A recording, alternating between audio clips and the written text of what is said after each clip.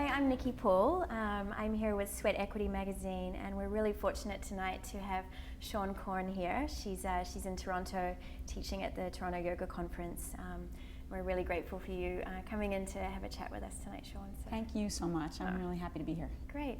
So I think every student and every teacher has a story about how they found yoga, or how yoga found them. So I was wondering if we could start tonight by you sort of taking us back to your life pre-yoga, and just sort of telling us that story of how you came to be so involved with the practice. Well, I grew up in New Jersey, and when I was 17, I left home and moved to New York City, and I got a job on the Lower East Side at a place called Life Cafe. And the reason this is significant is because my boss at Life Cafe was a man by the name of David Life. Right. And David Life went on to open up the Jivamukti Yoga School and created a system of yoga that is incredibly popular in the United States and Canada and worldwide. And his partner, Sharon Gannon, was a waitress at this restaurant. Right. And Eddie Stern, who went on to open the Ashtanga Yoga Shala of New York, was a delivery boy. So when I was a teenager, there was these incredible people practicing yoga who would end up becoming highly influential and on my own journey. But it didn't happen right away. I'd say from 17 till about 19, I was a party girl, and I just partied a lot, and I enjoyed drugs, drinking, you name it. And it wasn't until around 1987, David had come back from India, and the people at the restaurant, heroin was the big drug, and that, thank God, wasn't the drug that I got on, but it was, I was one more good party away. Yeah. And people were getting addicted, people were starting to die, and I knew that it was a dead end. And on this one particular trip back from India, there was something about David and Sharon, or David in particular. There was just this transformation in him. He just seemed so at home in his body and so at peace in the way that he saw the world, and he had such a great level of compassion, and I wanted more of that. And I'll never forget one day, there was this young girl who worked at this cafe. She annoyed me to no end. She really did. I mean, I was only 19, she was probably 17, and I had a real issue with her, and we were often in conflict. She was in no conflict. I was often in conflict with her, and I was mean. And David called me out once in a very loving and a very compassionate way. But he had said to me that I should know better, and that I should reach out to those who need more support. He said, I get along so well socially, and I make friends easily, and it was important for someone like myself to be even more generous to someone who had a hard time socially. And he didn't shame me, but I knew he was right. And I knew that I respected so much his deep compassion, and I wanted to learn more of that. So from that point forward, I got into yoga, and yoga became obviously a way of life for me. And I'm so grateful to David and Sharon and to all my teachers back at that time, because had I not had yoga, I can't imagine the direction my life would have taken. I don't imagine it would have been particularly healthy. Right. So it sounds like they were the ones who really gave you that initial empowerment, to sort of be in your truth. What other people have you met along the way? I mean, maybe yoga teachers, or maybe just other people that have really inspired you on your journey as well. I feel so unbelievably blessed, because since I was young, and now I look back at it and I don't see it as coincidence at all, but I really do feel like Spirit has been watching over me from day number one, because Spirit has put people in front of me on my path who have been so supportive and inspirational in odd and funky ways, and in ways that maybe someone else would not have seen the opportunity. And I probably didn't even see the kind of the lesson at the time, but I certainly look back and I see it all very much as divine. My most significant probably experience was also when I was very young. I also worked in a gay sex club called Heaven, and it was Good name. Yeah, I know. Well, it was held in a church. Oh, cool. You know, it was in the rectory of a church, and it was all male gay sex club, and I was the only female who worked there. I worked behind the bar. So there's just so much wrong with the story because I'm underage, serving I love alcohol. The story. Yeah, that's good. And working in a sex club. But the men there treated me amazingly well, and I could not have been, quite frankly, in a safer environment. They had no interest in me whatsoever, and I made great money, and the men were just lovely. And there was a man in particular who used to come into the club, and he was an African American man, and from Ohio. And when he came out of the closet, he was ostracized by his family and by his church, and he moved to New York so he can live his life out in his truth, but he was very lonely. And for whatever reason, this gentleman had a real love for me. And he would come in just to see what I was wearing, and I was doing a lot of drugs at that time, and he would give me a hard time about my drug use.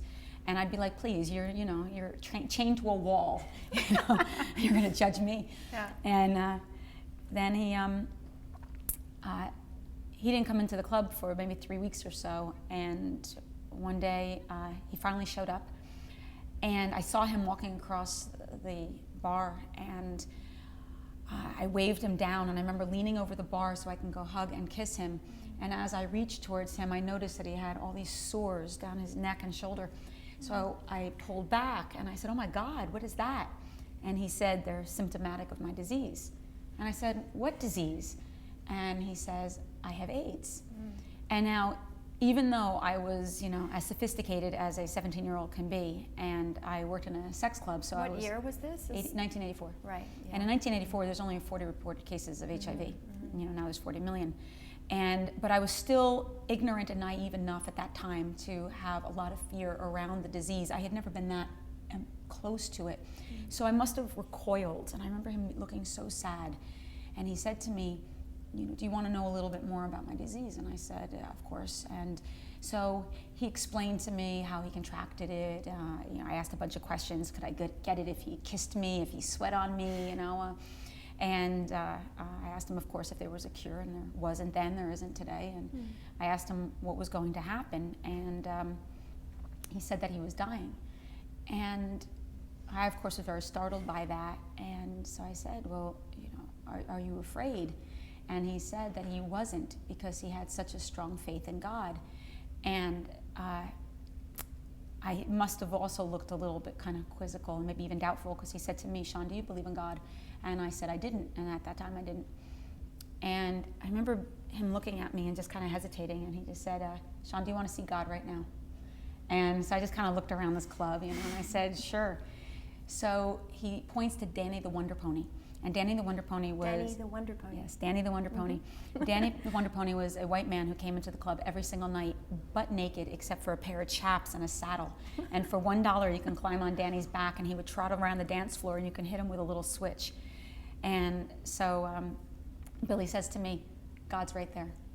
And then Billy points to, without a doubt, the homeliest cross-dresser in all of New York City at that time. This gentleman used to come into the club also most nights, about 6'6", and used to wear a light blue house dress, sensible shoes, a gray wig, a hat with a veil, and a pocketbook like my grandmother used to wear. And Billy says, "God's right there." And then points to two gentlemen arguing in a bar. They were wearing business suits. They looked as straight as either one of my brothers. And Billy says, "God's right there." And then he takes his hand, I remember it was huge, and he puts it right on my chest like this.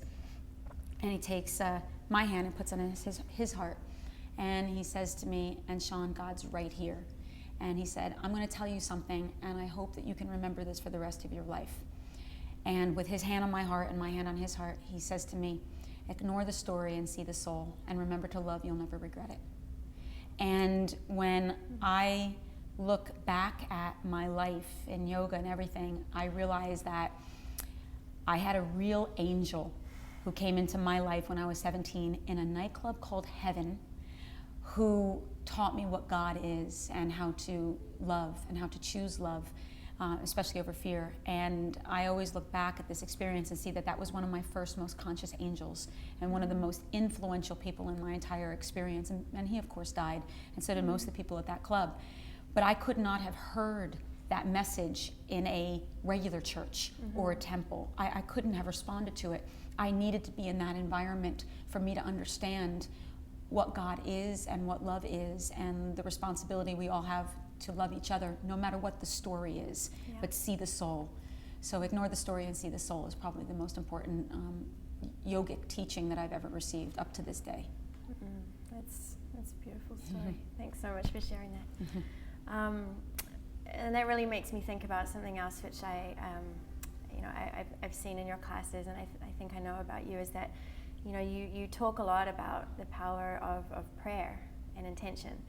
And what I see as a practitioner and teacher of yoga is that this is really what's really lacking in our Western yoga experience, is that it's sort of done without something from the heart, right? It's done without prayer. So I was just wondering if you could just sort of tell me what kind of role prayer has in your practice and in the way that you teach and share yoga.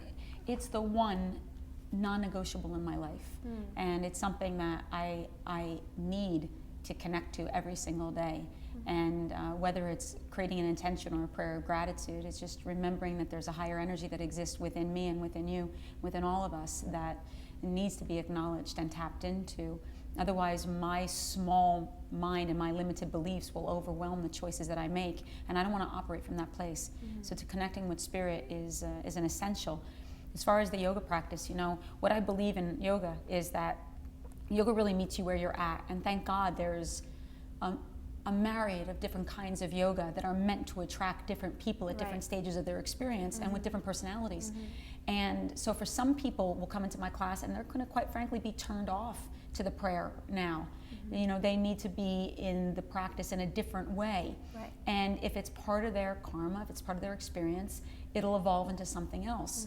But for me, it's the only service that I can do consistently that I feel doesn't just change someone's body, but it changed someone's life. And when you're moving someone and breathing with them and helping them to release tension, what's happening is you're reminding them of who they already are. You're creating an environment that helps to expose the highest potential of someone's soul. And so it's something that I'm committed to in the classes. Whether someone is comfortable with it or not, I can't care about that. I can only care about one thing, and that's the connection that I have with spirit and what I believe spirit, the ways in which spirit wants me to communicate.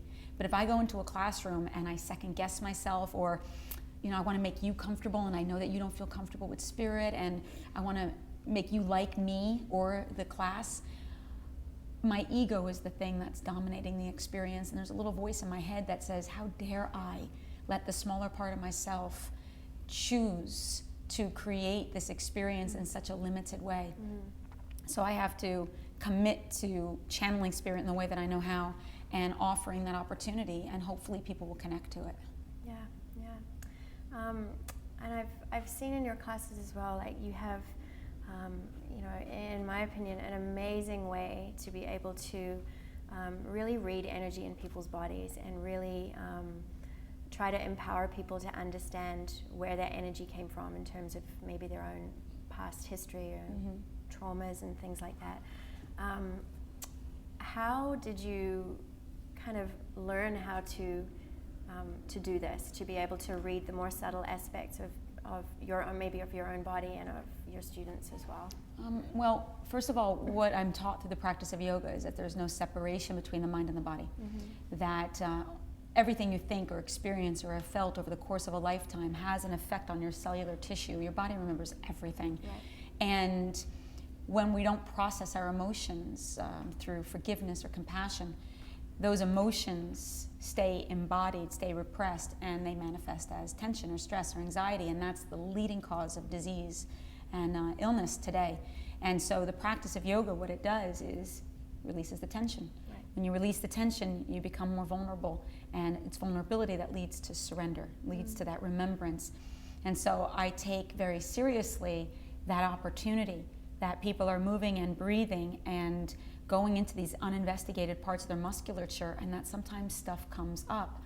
And trauma, we tend to think of trauma as sexual abuse or being from an alcoholic codependent family or physical abuse, but trauma to a developing psyche, divorce, enmeshment, emotional manipulation, poor bonding with your mother, all of this is traumatic on the cells of a child when they don't understand grief and they don't understand fear and they don't know how to express it or to place it, goes back into the system. Right. So there's something within the practice of yoga that you learn to explore, and that's the chakras.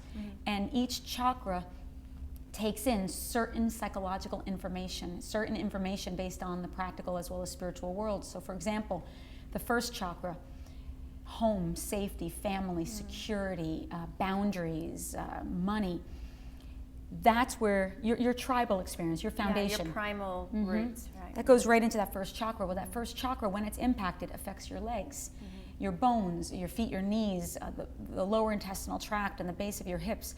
So when I'm sequencing a class, very often I can read people's bodies and make the connection between an imbalance on a physiological level and an imbalance on a psychological level and make the two connect. Right. So when I read energy, I'm essentially reading into the languaging of the chakras and talking about it in that way. And you can see it in the way people hold their posture and how sometimes they protect themselves. And so the way they connect to the earth and everything. And it's also just being intuitive. And intuition is not a gift, it's a skill. And so sometimes if I would pick up an energy on someone, I always knew that I had, what would it be called, a good judge of character. Right. You know, I always knew I was a good judge of character. I can meet someone for 5 minutes and have a kind of an overall assessment. Right, a gut feeling. Yeah, a gut feeling. And I just started to develop that with my friends. You know, I would watch their body language and I'd say, all right, I want to do something here, you know. Can I experiment on you? Yeah, and I would do a reading based on what I would see based on the physiology and see how close, and then just trust my intuition and see how close I could get to the emotional reality that works with it simultaneously. And your friends were willing participants? Yeah? Not always. What I've learned over the years is I have to ask permission. Right. I annoy my fiance when I try to read him. Like, it annoys him to no end, so I can't do that anymore. Yeah, it must be a little challenging living with a mind reader, right? I can see that. Again, so. A body reader. A body reader, yeah. So I annoy him, so I try to keep my impressions to myself. Yeah. But my friends all like it, It's but the more I know you, the harder it is to do. Right. I can do it better with strangers because I can get an impression and a feeling in my body that I know is not prejudiced by my relationship. So if I know someone, I might know too much of their backstory, and I'd be afraid that my relationship with them was filtering in and affecting the way I was communicating the read. Right, yeah. Ooh, that's very interesting. Now I'm like, what are you seeing I know, I can tell. Like, I just watched your body language completely change. You were here, and then you slowly started to withdraw. Oh, it's okay, it's okay. So another thing I really wanted to ask you, I mean, you're one of the most well-known, well-traveled yoga teachers. You're extremely well-known in the Western kind of yoga circuit. And I know you travel a lot, and my experience of traveling is that it's very ungrounding and very unsettling and quite exhausting, quite frankly. So I was just wondering, why do you do this? Why do you travel all around the world to share yoga, and what keeps you going, and how do you stay, focused and grounded? It is such an incredible privilege what I get to do, and I really see it that way. It's like, I get to do this. I love going into a yoga room and knowing that I can say out loud something that for one person in that room, they're going to be hearing out loud for the very first time, and it's going to align what they feel in their heart but have never been able to articulate. And I could have 100 people in the room, but I don't care. I'm looking for that one person who is staring at me, and I can always see that they can't believe the words are coming out of my mouth, and it's affirming what they knew in their soul. That's a reason to get on an airplane. That's how I feel. I look for that one face who's slightly freaked out and slightly excited at the same time. And because I know that they are recognizing in that moment that they're on the right path, that they're exactly where they're supposed to be. And I get overjoyed that I get to be in the presence of people's transformational process when essentially I'm a stranger to them. They let me in their bodies. They let me touch them and breathe with them and create an environment where I'm, again, reminding them of what they already know to be true. And they're allowing me that space to do it. I feel that yoga's changed my life. I've been committed to this practice. I have ability to communicate information in a way that some people seem to be able to relate to. Yeah. And again, because I'm so committed to service, this is my service. This is what I can give back to the world because of all the gifts that I've been given, and I have been given many, many gifts on an emotional and on a spiritual level. And so I feel like through learning how to teach, the one gift that I was given that I didn't know I had was the ability to articulate. That came as a bigger surprise to me than to anyone. And again, when I started to realize that I could communicate this information, I feel like it's what I'm supposed to do in the world. It's my purpose. Yeah. And so because I'm committed to that purpose, it's not fun to get on an airplane every week. I mean, I feel like it's aged to me dramatically, just that experience, the air and the travel and the schlepping. There is nothing glamorous about my life and my job. I wake up in hotels sometimes and I have to take a moment because I don't know what city I'm in. Yeah. And it's not that's so hard. It's not the rock and roll life at all. There is no inappropriate sex. There's no drugs, and very often there is bad food, and I can't eat until late at night. It's really hard. Yeah. The thing that keeps me grounded is my diet and my commitment to yoga, my relationship to spirit, and my family, and probably most significantly my partner, my fiance, who makes it possible for me to do this.